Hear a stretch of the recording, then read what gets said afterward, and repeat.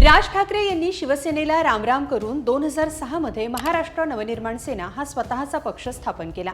त्यानंतर झालेल्या 2009च्या विधानसभा निवडणुकीत राज ठाकरे यांच्या मनसेने स्वबळावर निवडणूक लढवली। त्यावेळी राज्यातल्या ज्या जागांवर मनसेचा आमदार निवडून आला होता त्यात मुंबईतल्या माहीम विधानसभा मतदारसंघाचा समावेश होता। विशेष म्हणजे शिवसेनेचा बालेकिल्ला असलेल्या माहीम विधानसभा मतदारसंघात मनसेने हा विजय मिळवल्याने त्याची मोठी चर्चा झाली। पण पुढच्याच निवडणुकीत शिवसेनेने हा बालेकिल्ला पुन्हा आपल्याकडे खेचून आणला। यंदा माहीम मतदारसंघात काय चित्र आहे, गेल्या विधानसभेला कोण जिंकलं होतं, बदललेल्या राजकारणाचा माहीम मतदारसंघात परिणाम दिसणार का, जाणून घेऊयात या व्हिडिओतून। नमस्कार, मी स्वाती पाटील, lokmat.com वर आपलं स्वागत आहे। आमदार कुणाचा या सिरीज मध्ये आज पाहूयात माहीम विधानसभा मतदारसंघाचा आढावा। माहीम मुंबई शहर जिल्ह्यात येणारा प्रतिष्ठित परिसर, दक्षिण मध्य मुंबई लोकसभा मतदारसंघात येणारा हा विधानसभा मतदारसंघ आहे। खुला मतदारसंघ असलेल्या माहीममध्ये मराठी भाषिक मतदार बहुसंख्येने आहेत। शिवसेनेचं मुख्यालय शिवसेना भवनही याच माहीम मतदारसंघात येतं। शिवसेनेचे सदा सरवणकर माहीम मतदारसंघाचे विद्यमान आमदार आहेत। शिवसेनेच्या फुटीनंतर सरवणकर हे शिंदे गटासोबत गेलेत। यंदा देखील सदा सरवणकर यांनाच उमेदवारी मिळाली तर सरवणकर यांच्यासाठी ही विजयाच्या हॅट्रिकची संधी असणार आहे। 2014 आणि 2019 अशा सलग 2 वेळा शिवसेनेचे उमेदवार म्हणून सदा सरवणकर यांनी माहीम मतदारसंघातून विजय मिळवलेला आहे। पण मग सरवणकर यांच्या विरोधात कोणता पक्ष असणार आहे? अर्थातच शिंदे गटाचे सरवणकर यांच्या विरोधात इथं ठाकरेंच्या शिवसेनेचा उमेदवार असणार आहे। शिवसेना एकत्र होती तेव्हा माहीम मतदारसंघातून शिवसेनेचे आमदार म्हणून सदा सरवणकर जिंकले होते, पण पक्षफुटीनंतर ते शिंदे गटासोबत गेले। त्यामुळे महाविकास आघाडीमध्ये माहीम मतदारसंघातून उद्धव ठाकरेंच्या पक्षालाच ही जागा मिळणार हे उघड आहे। त्यामुळे माहीम मतदारसंघात शिवसेना विरुद्ध शिवसेना अशीच लढत होणार। पण यात ट्विस्ट येणार आहे तो मनसेमुळे। याचं कारण माहीम विधानसभा मतदारसंघात जशी शिवसेनेची ताकद आहे तसा इथं मनसेनेही आपला मतदार निर्माण केलेला आहे। याचं कारण हेही आहे की माहीम विधानसभा मतदारसंघात राज ठाकरे यांचं निवासस्थान म्हणजे कृष्णकुंज बंगला देखील आहे। आधी सांगितल्याप्रमाणे पहिल्याच प्रयत्नात नवख्या मनसेनं जिथं यश मिळवलं होतं त्यात माहीम विधानसभा मतदारसंघाचा समावेश आहे। विशेष म्हणजे शिवसेनेचे सुरेश गंभीर यांची माहीम मतदारसंघातली घौडदौड नवख्या मनसेनं रोखल्याचा इतिहास आहे। हे समजून घेण्यासाठी माहीम मतदारसंघाचा इतिहास पाहणं गरजेचं आहे। त्यानंतर 2019च्या विधानसभा निकालाबाबतची माहितीही जाणून घेणार आहोत।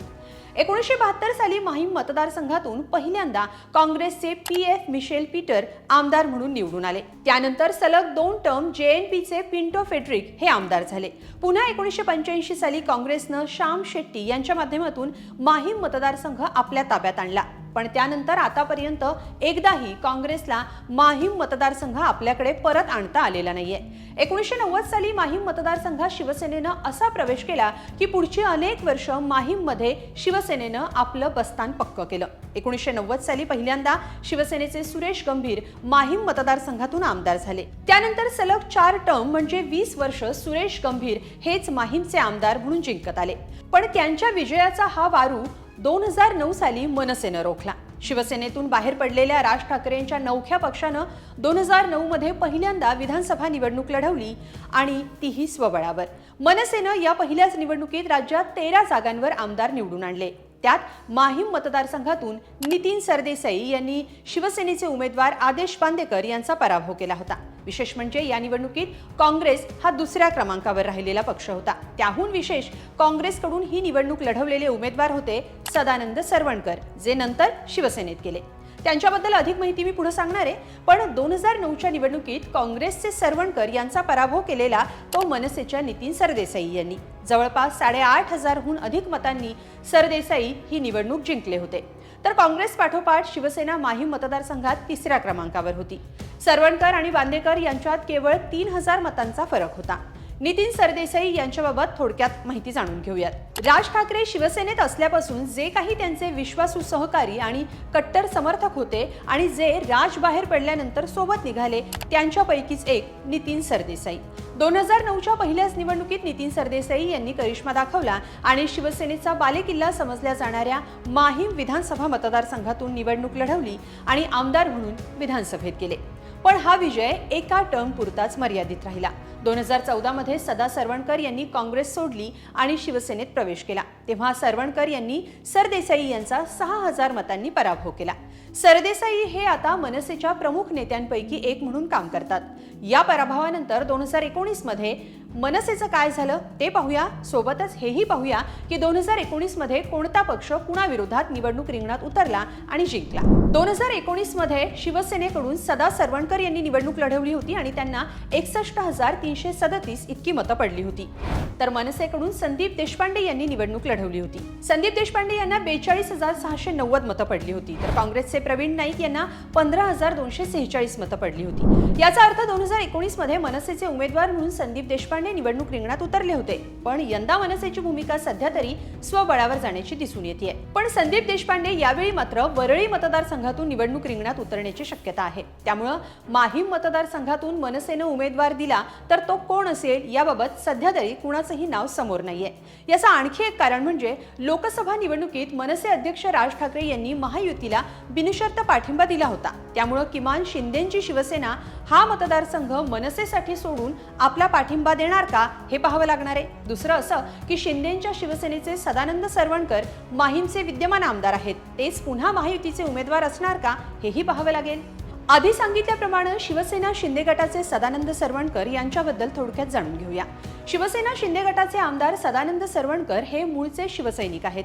1992, 1997 आणि 2002 अशा 3 वेळा ते शिवसेना नगरसेवक म्हणून मुंबई महापालिकेत जिंकले होते।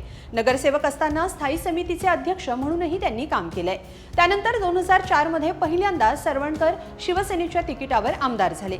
2009 मध्ये तिकीट मिळालं नाही म्हणून त्यांनी काँग्रेसमध्ये प्रवेश केला। पण यावेळी मनसेच्या सरदेसाईंनी सरवणकर यांचा पराभव केला होता। पुन्हा 2012 मध्ये सरवणकर यांनी घर वापसी करत शिवसेनेत परतले। 2014 पाठोपाठ 2019च्या विधानसभा निवडणुकीत सरवणकर यांनी आमदारकी मिळवली। 2014 नंतरचं राजकीय गणित आणि आताची परिस्थिती पुढे पाहणार आहोत। पण सरवणकर यांच्याबाबत वादाची काही प्रकरणं समोर आल्याचं का म्हटलं जातं ते पाहूया। सरवणकर आणि वाद असंही एक समीकरण माहीम मतदारसंघात पाहायला मिळालंय। 2016 मध्ये सरवणकर यांनी एका सभेदरम्यान एका महिला कार्यकर्त्याला मारहाण केल्याचा आरोप करण्यात आला होता। पण नंतर हे प्रकरण मिटलं।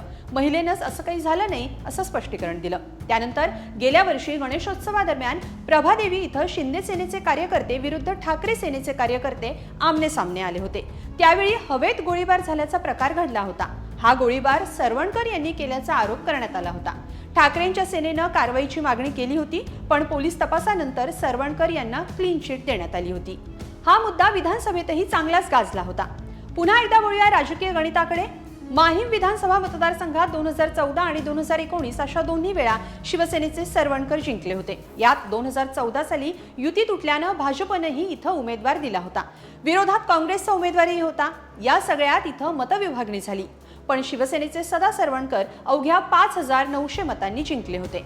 2009 मध्ये याच सदा सरवणकर यांचा मनसेचे नितीन सरदेसाई यांनी 8,900 मतांनी पराभव केला होता। या पराभवामागे राज ठाकरे यांचा करिश्मा होता, तसा शिवसेनेतला अंतर्गत राजकारणाचाही हात होता असं बोललं गेलं। याचं कारण शिवसेनेनं त्यावेळी अनेक निष्ठावंतांना डावलून आदेश बांदेकर यांना उमेदवारी दिली होती। याच कारणानं सदा सरवणकर यांनी शिवसेना सोडत काँग्रेसचा हात हातात घेतला होता। पण पुढच्याच निवडणुकीआधी सरवणकर स्वगृही परतले आणि त्यांना उमेदवारी मिळाली आणि ते जिंकलेही। पण मूळचे शिवसैनिक मनसैनिक झाल्यानं माहीम मतदारसंघात शिवसेनेच्या तोडीनं मनसेला मानणारा वर्गही मोठा आहे, ज्याचा यंदाच्या विधानसभा निवडणुकीत मतांवर परिणाम होऊ शकतो।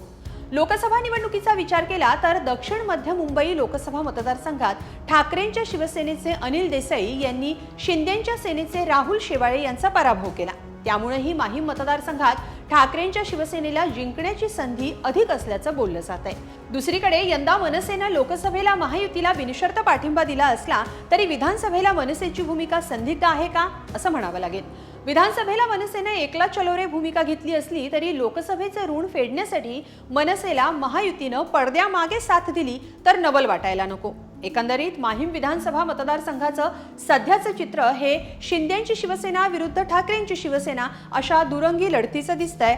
असं असलं तरी मनसेनं आपला उमेदवार उतरवला तर महायुती विरुद्ध महाविकास आघाडीच्या लढतीत मनसेनं उडी घेतली तर तिरंगी लढत होईल। मराठी मतांची विभागणी, ठाकरेंच्या पक्षासोबत असलेली सहानुभूती, मनसेचे समर्थक आणि विद्यमान म्हणून शिंदेच्या आमदाराला मिळणारी साथ या पातळ्यांवर माहीमचा हलवा मतदार कुणाला देणार हे निकालानंतर स्पष्ट होईल।